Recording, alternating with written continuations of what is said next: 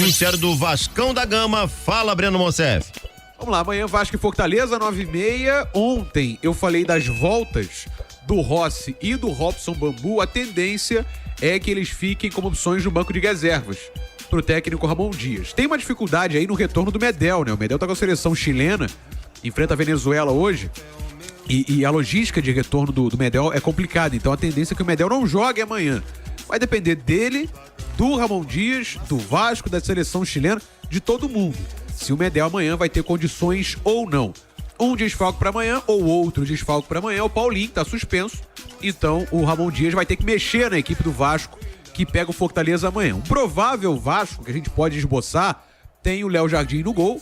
Na direita, o Paulo Henrique deve ser mantido na lateral direita, mesmo o Gabriel Dias também voltando. O Gabriel Dias não tá ainda 100%, mas ele tá treinando com o grupo, tá à disposição do Ramon. Além do Paulo Henrique na zaga, tem Léo e Maicon. Se o Medel jogar, entra no lugar do Maicon. Se não, Maicon e Léo, a dupla de amanhã. E o Lucas Piton na esquerda. Aí no meio de campo, Zé Gabriel, Marlon Gomes, Bruno Praxedes e o Paier fazendo a ligação do meio pro ataque. E lá na frente, Gabriel Peck e o Pablo Verrete. Esse é o provável Vasco que enfrenta o Fortaleza amanhã. Lembrando que o Vasco tem condições de sair do Z4.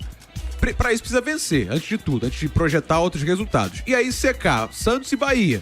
Um dos dois. Se um dos dois empatar, basta pro Vasco sair do Z4 já amanhã. Teremos público total à disposição. A carga colocada para a torcida do Vasco foi naquela ali padrão de aproximadamente 20 mil ingressos. Mas o torcedor esgotou muito rápido, então teremos casa cheia. O público, mais uma vez, vai empurrar o Vasco para que o Cruz Maltino busque sair do Z4. Hoje é a última atividade no CT Moacir Barbosa e amanhã, portanto, 9h30 da noite, pro Vasco ter essa condição, tem que vencer. Vencendo, olhando para os outros resultados, pode deixar a zona do rebaixamento de novo, meu parceiro Bruno Azevedo. Tá certo, valeu Breno Monsef trazendo informações do Vasco. Pois é, tem Fortaleza amanhã, um jogo, né? Aliás, não é um jogo. Qualquer jogo do Vasco daqui pra frente é decisivo. Qualquer jogo do Vasco daqui pra frente vale como final de Copa do Mundo. E vai pegar um Fortaleza que a gente tá falando exatamente sobre ele agora há pouco, né? Um Fortaleza bem ajustado pelo Vojvoda, né, Gabriel? Um retorno impressionante, liderando a segunda parte do campeonato, tá embaladíssimo, sabendo conciliar as duas competições que possui em mãos, tanto o Brasileirão quanto a Copa Sul-Americana. Lembrando, né, o Fortaleza, muita gente comparou com a situação do São Paulo, mas Fortaleza, caso ele não conquiste a Sul-Americana, ele precisa confirmar essa vaga em Libertadores via Campeonato Brasileiro. Então fica difícil imaginar um Fortaleza desmobilizado. Quem tem acompanhado as rodadas recentes tem acompanhado o Fortaleza fazendo o papel contrário. Um time extremamente ajustado e motivado no Campeonato Brasileiro. Por mais que o Vasco encare o líder do retorno, ainda acho que o Vasco tem uma certa obrigação de vitória. Eu sei que cobrar isso nesse momento soa um pouco desequilibrado, né? Porque o Vasco não tem atuado tão bem quanto o Fortaleza, a sequência nem é tão boa. Mas é aquilo que a gente vem falando. Para escapar de rebaixamento, para ter um mínimo de tranquilidade também, é preciso vencer em casa e tentar colher outros resultados fora. O Vasco vem de um tropeço contra o São Paulo dentro de casa. Um tropeço que, pelo menos para mim, assim, não desceu legal. Não achei que foi um resultado tão interessante, por mais que o Ramon Dias tenha defendido aquele empate conquistado em São Januário. Então acho que chegou a hora de voltar a vencer, mas não é um jogo fácil. E aí eu vou voltar naquele discurso. A gente tá cobrando desse Vasco do segundo turno que ele reponha o prejuízo do primeiro turno. Grande parte dos jogadores que formam um time titular não estavam no primeiro turno, mas estão tendo que conviver com essa cobrança por resultados, sendo que o Vasco nem faz uma campanha tão ruim assim depois que o Ramon Dias conseguiu encaixar as peças da melhor forma, depois que recebeu reforços. Mas é aquilo, quem chegou no Vasco, quem acertou com o clube nesse momento, sabia qual seria o cenário. E o cenário é esse de muita cobrança, o Vasco precisando vencer o Fortaleza a todo custo. Só falando sobre a possível escalação, Azevedo, a gente vem projetando aqui, pedindo de repente o Paier jogando um pouquinho mais por dentro. A gente sabe que na França ele acabou se destacando muito pela ponta esquerda, sendo um jogador que consegue enviesar o jogo por dentro, mas partindo sempre da ponta esquerda. Não acho que nesse momento ele venha conseguindo inserir essa dinâmica partindo da ponta.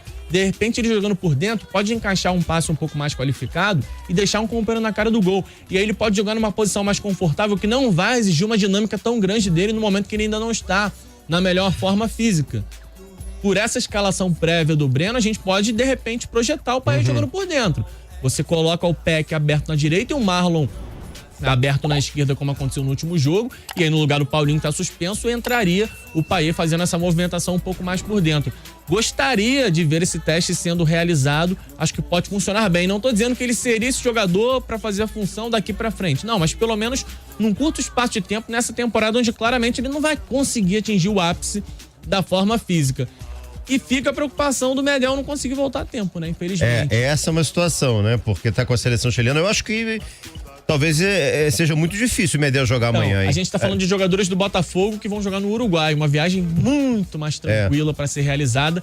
E 2 jogadores que nem devem atuar. Então fica muito mais fácil de você fazer os caras jogarem no dia seguinte. No caso do Vasco, o Medel vai jogar na Venezuela. A logística é um pouco mais chata. E o Medel certamente vai atuar pela seleção chilena, ou seja, vai se desgastar. E seria um desfalque pesado pro Vasco da Gama, a gente sabe que ele é importante. O Vasco até conseguiu em algum momento se virar sem o Medel, conseguiu colher bons resultados. Com o Maicon ali, né? Não dá pra negar que o Medel deu outra cara ao sistema defensivo, ele tomou conta, não podendo atuar, vai fazer muita falta. Manda, galera.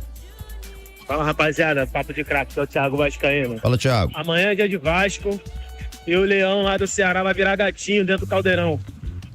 Vasco 2-1. É isso, Vasco pra quem acredita. Tamo junto. Valeu, cara, tamo junto, obrigado pela participação. O Neno tá apostando aqui, Vascão 3-0. Dois gols do Payet e um do Vedito, acho que é Verratti que ele quis dizer aqui. 2 gols do Payet e um do Verratti, segundo o Neno aqui. Tomara que seja, né? O Payet mesmo nitidamente acima do peso, é um jogador de muita qualidade, né? Ele tem um passe refinado, ele tem uma visão de jogo com muita vantagem em cima dos demais jogadores. É por isso que eu tenho cobrado que nesse momento ele exerce uma função um pouco mais por dentro. Tomara que isso aconteça amanhã no jogo contra o Fortaleza, até pra gente ter a resposta. Ele vai conseguir funcionar por ali ou não. Manda, galera. Fala, Gabriel. Fala, Bruno Azevedo. Boa tarde. Olá. Cara, a falta no Medel, óbvio, não tem como negar. Mas eu acho que o que mais vai fazer falta é o Paulinho. Esse não tem ninguém hoje pra substituir na posição dele, na função que ele faz no Vasco. O que vocês acham disso aí? Paulinho realmente é um bom jogador pra esse meio campo do Vasco, né, Gabriel? Aí não é nem questão de não ter outro jogador pro setor, né? O Payet pode jogar por ali, o Praxedes é também um meia ofensivo, o próprio Marlon joga aberto, mas pode jogar por dentro. A questão é quem consegue um desempenho tão bom quanto o do Paulinho. Quem consegue inserir a dinâmica que o Paulinho insere nesse meio de campo do Vasco.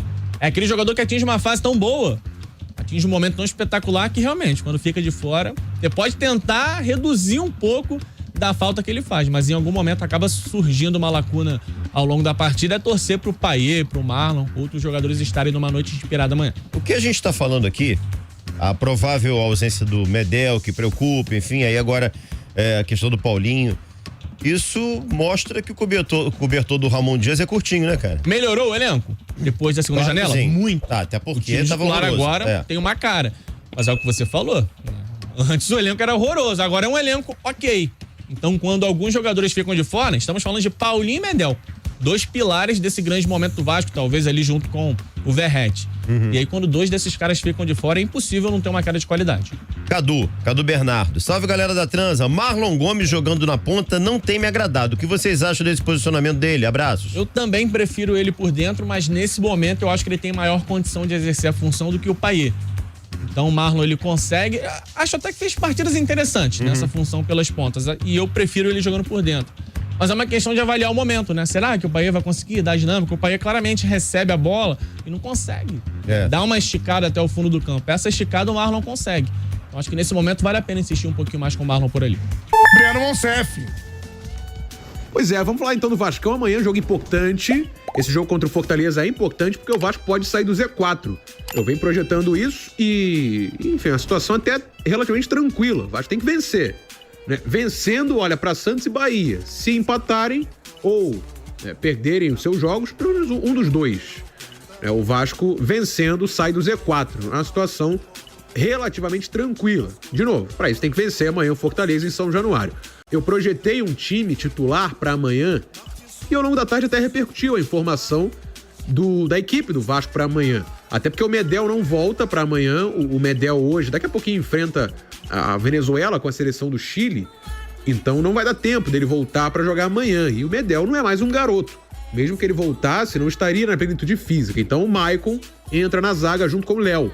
O Michael The God of Zaga, que ontem tivemos um uma pequena falha na comunicação com o Maicon, mas o Maicon é um jogador que tem sido importante no Vasco.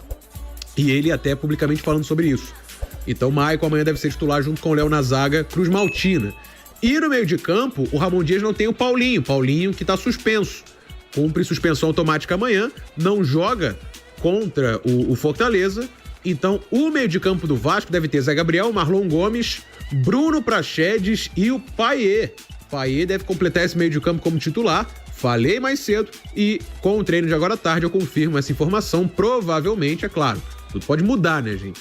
A escalação oficial é só na hora do jogo, mas pelo planejamento do Ramon Dias, o Payet vai ser titular amanhã. E no ataque, o Rossi vai ganhar a vaga do Peck? A princípio, não. O Rossi, voltando de lesão, fica como opção no banco de reservas e o Gabriel Peck mantido como titular, junto com o Pablo Verratti. Então, projetando um time titular do Vasco, Léo Jardim no gol, Paulo Henrique na lateral direita, seguindo como titular. Paulo Henrique, importante falarmos isso, vencendo o confronto com o Pimenta Rodrigues. Na zaga, Léo Maicon e na esquerda, o Piton. Aí no meio de campo, Zé Gabriel, Marlon Gomes, Bruno Praxedes e o Dimitri Payet, Florian, Dimitri Payet, e lá na frente, o Gabriel Peck junto com o Pablo Verratti, o Pirata, amigo da Paloma Bernardi, né? Não sei se vocês viram aí nas redes sociais, até mandou camisa pra ela. Enfim, tá bom de amizade o nosso Verratti, né? Tá socializando no Brasil aí o Pirata. Enfim, esse é o Vascão pra amanhã. O Vasco buscando vencer pra sair do Z4, pegando o Fortaleza, meu parceiro Bruno Cantarelli. Valeu, meu parceiro Breno Monsef. Cara, jogo importantíssimo. Importantíssimo. Pro Vasco. E difícil também. Daqui pra frente todos os jogos são importantíssimos, né? O que a gente pode falar é o seguinte: não é nenhum absurdo você manter o Peck como titular, embora o Rossi tenha sido fundamental. Foi só o Rossi sair que o Vasco parou de ganhar, né? É verdade. Pode ser coincidência, pode não ser também. Eu acho que não é coincidência. Mas o Rossi passa a ser uma boa opção pro segundo tempo. Agora, me incomoda um pouquinho a escalação do Payet, principalmente se ele jogar ali, se ele ficar fixo ali na meia esquerda. Tem aquela pergunta, quando o Emiliano Dias fala Payet no banco de reservas, ele tá chamando o jogador ou o pai? Fica a dúvida. Então teria Payet! Aí é o Emiliano Dias chamando o Ramon Dias ou chamando o Payet? Dimitri. Ela chama de Dimitri. Melhor. E Ramon. Isso. Você chama o seu pai pelo nome ou chama de pai? Pai. Você faz o certo, correto. Tem gente que não chama o pai de pai. Tem gente que não chama o pai de pai. Pelo apelido. Mas vamos lá. Sobre a escalação, tô ligado. Sobre a escalação do Payet, eu acho que ele ali pela meia esquerda, ele não tá funcionando. Eu sei que é a posição dele, gente. Eu sei que ele sempre jogou assim na seleção francesa, no Olympique de Marseille. Mas ele tá ficando velho, né, gente? Velho, entre aspas, de continuidade, intensidade, Sim. Tudo isso afeta. Então, assim, ele continua sendo um cara muito acima da média, mas que preso ali pelo lado esquerdo, ele tem que ficar recompondo, ele precisa de velocidade. Eu acho que no Vasco ele pode ser muito útil, dando passes, assistência. Ele já teve potenciais assistências que não viraram gols, cobrando falta, bola parada. E ali pelo lado esquerdo, dificilmente ele vai ser esse jogador. Mas, obviamente, o Ramon Dias entende muito mais de futebol do que eu e tá muito mais preparado para tomar essa decisão. Eu, Vitor, analisando e assistindo os jogos, eu não gosto. Você é o Vitor. Isso, eu não curto muito o Payet jogando ali nessa posição.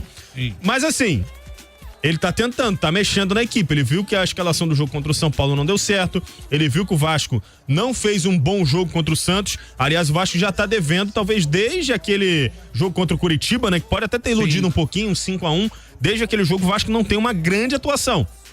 O Vasco venceu o América Mineiro, mas não jogou bem, por exemplo. Então acho que ele tá tentando encontrar uma alternativa. Vamos ver a postura do time. Mas o Payet chegou pra ser esse cara, pra ser o craque do time. Então eu entendo a insistência e a necessidade de colocar ele no time titular. Só gostaria de ver ele por dentro, não por fora.